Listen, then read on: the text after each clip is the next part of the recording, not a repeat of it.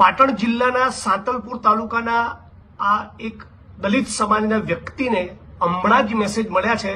વોટ્સઅપમાં મને કોઈ ફોટો મોકલી આપ્યો. આ દલિત સમાજના વ્યક્તિ જે સાધુ તરીકેનું જીવન જીવતા હતા, બગલના ગામમાં એમને જીવતા સળગાવી નાખ્યા છે. હાલ જ એસપી પાટણ સાથે મારી વાત થઈ. એમણે આ ન્યૂઝને કન્ફર્મ કર્યા છે. કારણ શું છે એ તપાસનો વિષય છે એવું એમણે મને કહ્યું. પણ મૂળ હરજીભાઈ દેવાભાઈ સોલંકી, મૂળ ગામ એમનું પીપરાડા અને વહુવા ગામની બાજુમાં જાખોતરા ગામમાં આ ઘટના બની છે. વહુવા ગામમાં તેઓ સાધુ તરીકે જીવન જીવતા હતા અને એમનો જે મૃતદેહ મળી આવ્યો છે એમાં મહિલાના કપડાં પહેરાવ્યા હતા, પગમાં ઝાંઝર પહેરાવી છે.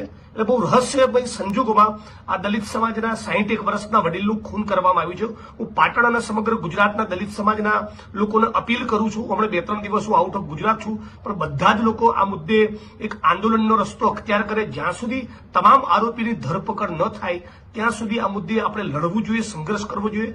અમરેલીની ઘટના હમણાં તાજી જ બની છે. એના પછી વિરમગામમાં એક ઘટના બની, સુરેન્દ્રનગરમાં દલિત સમાજના એક વ્યક્તિ પર હુમલો થયો અને આ 61 વર્ષના 18 વર્ષના દલિત સમાજના વ્યક્તિને જીવતા સળગાવી દેવામાં આવે.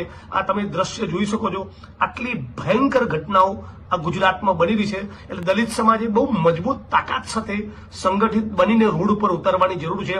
આ ભારતીય જનતા પાર્ટીના શાસનમાં દલિતોનું અપમાન કરવું, દલિતોનો સામાયિક બહિષ્કાર કરવો, એમને પોલીસ રક્ષણમાં જીવવું પડે, ભયમાં જીવવું પડે, એમના મર્ડર થઈ જાય અને જીવતા સળગાવી નાખવા સુધીની ઘટના બને, એક માણસને જીવતો ભૂંજી દેવામાં આવે, આ કેટલી ભયંકર ઘટના છે. અને પછી આ ઘટના પર ઢાંક પીછોડો કરવા માટે મહિલાના કપડાં પહેરાવી, એમના પગમાં ઝાંઝર પહેરાવીને આ લાશને રઝળતી મૂકી.